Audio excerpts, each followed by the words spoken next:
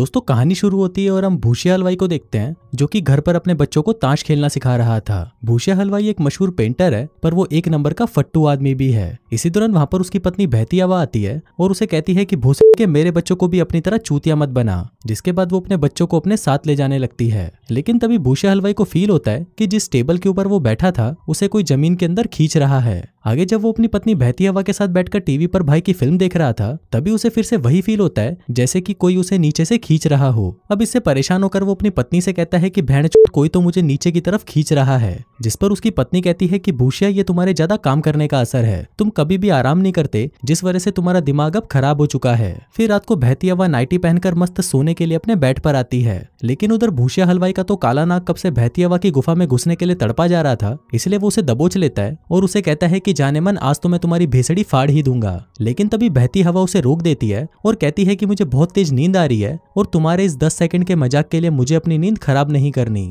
अब भूसिया हलवाई के पास और कोई रास्ता नहीं बचा था, इसलिए वो मुट्ठियां पेलकर ही सो जाता है। लेकिन तभी उसे फिर से वही महसूस होता है कि उसे कोई बिस्तर के अंदर खींच रहा है। फिर अगले दिन जब वो अपने ऑफिस में बैठकर काम कर रहा था तभी वहां पर बहती हवा आती है और उसे कहती है कि जल्दी चलो, टोनी कुक्कड़ का म्यूजिक शो शुरू होने वाला है। अब भूसिया हलवाई जल्दी से अपना काम छोड़कर अपनी पत्नी के साथ चला जाता है, लेकिन इसी चक्कर में वो अपने ऑफिस का नल बंद करना ही भूल जाता है। फिर शो में टॉर्चर होने के बाद जब भूसिया हलवाई ऑफिस पहुंचता है तो वो देखता है कि सारा पानी ऑफिस में भर गया है और उसकी सालों की मेहनत से बनाई हुई पेंटिंग्स बर्बाद हो चुकी हैं। अब जिस दौरान वो अपनी बची हुई पेंटिंग्स को बचाने की कोशिश कर रहा था तभी वो फिर से जमीन के अंदर धंसने लगता है, लेकिन इस बार वो खुद को बाहर नहीं निकाल पाता। फिर जब वो पानी से बाहर आता है तो वो देखता है कि वो किसी दूसरी दुनिया में पहुंच गया है। वो आसपास देखता है जिस दौरान वहां पर उसे कुछ जंगली लोग दिखते हैं जो कि भागते हुए उसी की तरफ आ रहे थे। अब भूसिया हलवाई उनसे मदद मांगने की कोशिश करता है, लेकिन तभी उसे फिर से नीचे से कोई खींचने लगता है और जब वो फिर से बाहर आता है तो वो देखता है कि वो तो वापस अपने ऑफिस में आ गया है। फिर उसी शाम वो अपने घर पर आता है और अपनी पत्नी से कहता है कि जाने मन मेरी बरसों की मेहनत आज पानी में मिल गई और मेरा सब कुछ बर्बाद हो गया। लेकिन वहीं हम देखते हैं कि उसकी पत्नी को उसकी बातों से कोई फर्क नहीं पड़ रहा था, क्योंकि वो तो किसी दूसरे आदमी के ख्यालों में खोई हुई थी। फिर जब भूसिया हलवाई उससे पूछता है कि कलमुही तू किसके बारे में सोच रही है, तभी उसकी पत्नी उसे बताने लगती है कि मुझे मेरे ऑफिस का बॉस पसंद है, क्योंकि वो तुम्हारी तरह 10 सेकंड में ही ठंडा नहीं होता, बल्कि वो तो 1 घंटे तक मेरी दबा कर लेता है। और वैसे भी मैं तुम्हारे साथ खुश नहीं हूँ, इसलिए मुझे तुमसे डिवोर्स चाहिए। अब ये बात सुनते ही भूसिया हलवाई मायूस होकर वहां से चला जाता है और सोचता है कि बहनचोद आज का दिन ही मनहूस है, क्योंकि उसने एक ही दिन में अपना काम और अपनी पत्नी दोनों को खो दिया था। फिर अगले दिन वो देखता है कि बहती हवा तो अपने आशिक को उससे मिलवाने सीधा उसके घर पर ही ले आती है और इसका नाम होता है घोड़ा गाड़ी। फिर घोड़ा गाड़ी भूसिया हलवाई से कहता है कि तुझे जितना बजाना था इसे बजा लिया, लेकिन अब से तेरी बीबी को मैं बजाऊंगा। अब अपना भूसिया हलवाई एक नंबर का फट्टू तो था ही, इसलिए वो घोड़ा गाड़ी को कुछ नहीं कहता और जाते वक्त उनसे कहता है कि कल तक मैं इस घर को छोड़कर चला जाऊंगा, जबकि ये घर तो उसी का ही था। इसके बाद भूसिया हलवाई अपना दुख कम करने के लिए अपने माँ बाप के घर जाता है और वहाँ पर सभी को अपने रंडी रोने सुनाने लगता है, लेकिन वहाँ पर किसी को भी उसकी बातों से कोई फर्क नहीं पड़ रहा था। इसी दौरान वहाँ पर उनके फूफा का लड़का आता है और कहता है कि देखो मैंने एक नया जैकेट खरीदा, वो भी 300 यूरो का। इस पर फूफा जी कहते हैं कि अरे यार तूने तो बहुत महंगा खरीद लिया, तू मेरे साथ पालिका बाजार चलता, मैं तुझे वहां से ये 100 रुपए में दिला देता। अब ये सभी बातें सुनकर भूसिया हलवाई के दिमाग का भोसड़ा हो जाता है और वो वहां से उठकर कॉफी बनाने के लिए किचन में आ जाता है। इसी दौरान वहां पर वो एक बिल्ली को देखता है जो कि छलांग लगाते लगाते हवा में ही फ्रीज हो चुकी थी। अब ये देखकर भूसिया हलवाई हैरान हो जाता है कि भेड़चोद ये हो कैसे सकता है। जिसके बाद वो उसे हिला डुला कर ठीक करने की कोशिश करता है पर वो नहीं होती। लेकिन तभी उसकी नजर कमरे की बाकी चीजों पर पड़ती है और वो भी अचानक से रुक चुकी थी। इसी दौरान उसे फिर से नीचे से कोई खींचने लगता है और धीरे धीरे वो जमीन के नीचे धंस जाता है। फिर जब उसकी आंख खुलती है तो वो खुद को एक जंगल में पाता है। अब थोड़ा आगे जाने पर वो उन्हीं आदिवासी लोगों को देखता है जो कि किसी जानवर को काट रहे थे। भूसिया हलवाई उनके पास जाता है और उन्हें कहता है कि सर आप मुझे बता सकते हैं कि ये कौन सी जगह है, लेकिन तभी वो आदिवासी उसे खाना समझ लेते हैं और उसे मारने के लिए उसके पीछे पड़ जाते हैं। अब भागते भागते भूसिया हलवाई के पैर जवाब दे चुके थे, जिसके बाद वो उन आदिवासियों को धमकाते हुए कहता है कि रुको मैं अभी पुलिस को फोन करता हूँ। जिसके बाद वो अपना फोन निकालकर पुलिस वालों से बात करने की एक्टिंग करने लगता है। वहीं वो आदिवासी उसे ऐसा करते हुए देख रहे होते हैं और सोचते हैं कि ये चूतिया तो खुद से ही बातें कर रहा है। तभी भूसिया हलवाई वहां से भाग जाता है और एक गुफा के अंदर आ जाता है। लेकिन गुफा के अंदर आते ही वो सीधा अपने घर की छत फाड़कर अपने किचन में आ जाता है। अब उसकी आवाज सुनकर उसकी फैमिली वाले ऊपर आ जाते हैं और उसकी ऐसी हालत को देखकर सोचने लगते हैं कि शायद अपनी वाइफ के जाने के दुख में ये पूरी तरह बावली गांड हो चुका है। इसके बाद जब भूसिया हलवाई अपने ऑफिस आता है तो वो देखता है कि वहां पर उससे पैसे लेने के लिए बहुत सारे लेनदार आए होते हैं। अब वो सभी मिलकर उसे गालियां दे रहे होते हैं कि तभी अचानक सब कुछ फ्रीज हो जाता है और भूसिया हलवाई वापस जमीन के अंदर धंसने लगता है। इसके बाद दूसरी दुनिया में वो एक टोकरी में से बाहर आता है जहाँ पर वो आदिवासी लोग उसे देखकर तालियां बजाने लगते हैं। तभी उस कबीले का मुखिया आंडल चाचा कहता है कि हे देवता, आप हम सभी को तितली की तरह उड़कर दिखाएं। अब भूसे हलवाई को लगता है कि शायद उसके पास कोई उड़ने की ताकत होगी, जिसके बाद वो उनकी बातों में आकर जैसे ही उड़ने की कोशिश करता है तभी वो मुंह के बल सीधा नीचे आकर गिरता है। इसके बाद वो सभी लोग उसे पकड़कर जबरदस्ती एक फल खिलाते हैं, जिससे वो उन सभी की बातें समझ पाता है। जिसके बाद वो लोग उसे सिंहासन पर बिठाकर अपने साथ ले जाते हैं। इसके बाद आंडल चाचा सभी से कहते हैं कि ये वही योद्धा है जो हमारी उस झामुंडा राक्षस से रक्षा करेगा।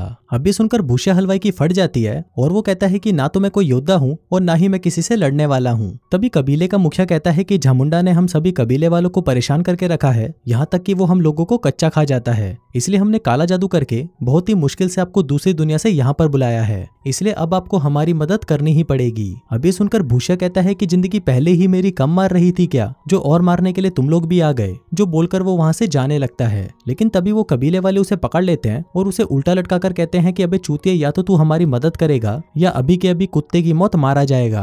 अब भूसे हलवाई के पास और कोई रास्ता नहीं था, इसलिए उसे भी हाँ कहना पड़ता है। फिर रात को जब भूसे हलवाई सबके बारे में सोच रहा था तभी अचानक वो फिर से अपने ऑफिस में पहुंच जाता है, लेकिन इस बार वो दूसरी दुनिया के बारे में किसी को कुछ नहीं बताता। फिर रात को घर आकर वो एक्सरसाइज करना और प्रोटीन पाउडर लेना शुरू कर देता है ताकि वो उस राक्षस झामुंडा से लड़ सके।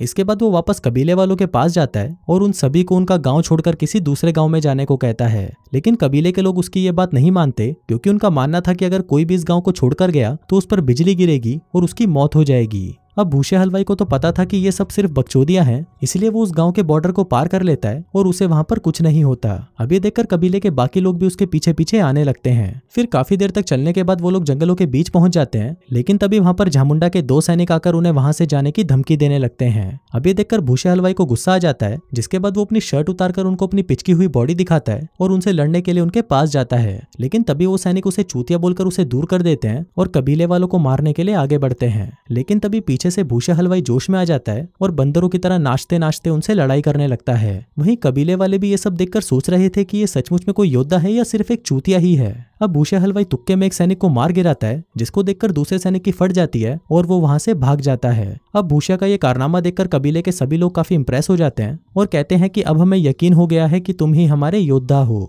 इसके बाद भूसे हलवाई झामुंडा से लड़ने की ट्रेनिंग लेने लगता है, जिसमें वो लड़ाई से रिलेटेड किताबें पढ़ता है, जिससे उसे पता चलता है कि उसे ये लड़ाई अपने दिमाग से जीतनी होगी। फिर शाम को वो उन कबीले वालों के पास आकर उनको मोटिवेट करने लगता है कि तुम सभी लोगों में इतना तो दम है कि तुम अकेले ही उस झामुंडा की गांड फाड़ सकते हो, इसलिए तुम्हें डरने की कोई जरूरत नहीं, आगे बढ़ो और उस पर हमला करो। अब उसने कबीले वालों को इतना मोटिवेट कर दिया था कि कबीले वाले उसे अपना मुखिया बना लेते हैं। अब धीरे धीरे कबीले में उसकी वैल्यू इतनी बढ़ चुकी थी कि कबीले की सभी लड़कियां उससे अपनी पिंकी पिटवाने को तैयार थी। लेकिन भूसा हलवाई अभी भी अपनी पत्नी बहती हवा से प्यार करता था, इसलिए वो उन औरतों को हाथ तक नहीं लगाता।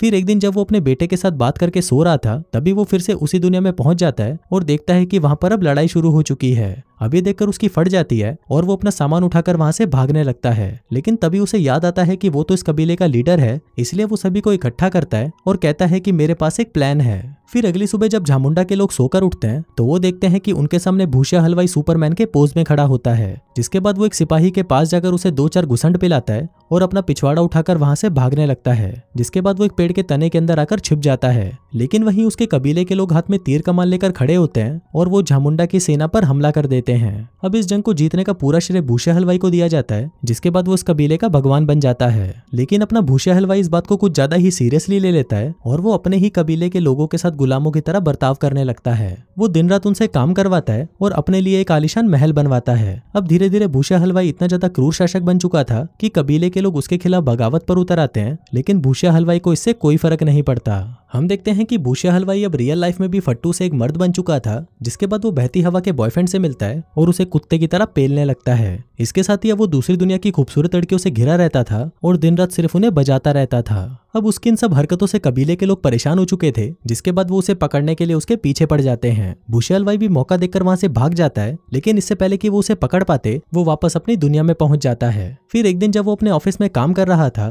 तभी उसकी मुलाकात कंकाली नाम की एक लड़की से होती है, जो कि वहां पर उसकी पेंटिंग खरीदने आई थी। अब उसके आर्ट को देखकर कंकाली उससे काफी इंप्रेस हो जाती है, जिसके बाद रात को वो दोनों डिनर पर जाते हैं। लेकिन खाना खाने से पहले कंकाली उसे वहीं पकड़कर चूसने लगती है और उसके ऐसा करते ही भूसिया हलवाई वापस उसी दुनिया में पहुंच जाता है। तभी वहां पर उसे आंडल चाचा मिलते हैं, जो उसे बताते हैं कि अब वक्त आ गया है कि आपको झामुंडा के साथ लड़ाई करके उसे मारना होगा। लेकिन जब भूसिया हलवाई उनको ऐसा करने से मना करता है तो वो सभी लोग उसे पकड़कर झामुंडा की गुफा के अंदर छोड़ देते हैं। इसके बाद जब वहां पर झामुंडा आता है तो उसे देखकर भूसिया हलवाई की फटकर 464 हो जाती है। अब उसे कुछ समझ नहीं आ रहा था कि वो क्या करे, इसलिए वो ऐसे ही अपने हाथ में पकड़े भाले को हवा में फेंकता है, जो सीधा जाकर झामुंडा के सीने में लगता है और वो वहीं टपक जाता है। अभी देखकर वो कबीले के लोग बहुत ज्यादा खुश होते हैं, लेकिन तभी मुखिया कहते हैं कि रिवाजों के अनुसार अब हमें तुमको पकाकर खाना होगा। अब ये सुनते ही भूसिया हलवाई की फट जाती है और वो कुत्ते की तरह वहां से भागने लगता है। लेकिन वो कबीले के लोग उसे पकड़ लेते हैं, जिसके बाद वो उसे टपकाने ही वाले थे कि तभी वो वापस अपनी दुनिया में पहुंच जाता है और बेहोश हो जाता है। फिर कुछ देर बाद जब उसे हॉस्पिटल ले जाया जाता है तो उसकी हालत को देखकर डॉक्टर को लगता है कि वो मर चुका है, लेकिन तभी अचानक उसे होश आ जाता है। फिर वहां पर उठकर वो देखता है कि उससे मिलने वहां पर बहती हवा और कंकाली आई होती है। इसके बाद बहती हवा उसके पास आती है और वो उसे कहती है कि मुझे अपनी गलती का एहसास हो गया है और मैं सिर्फ तुमसे ही प्यार करती हूँ।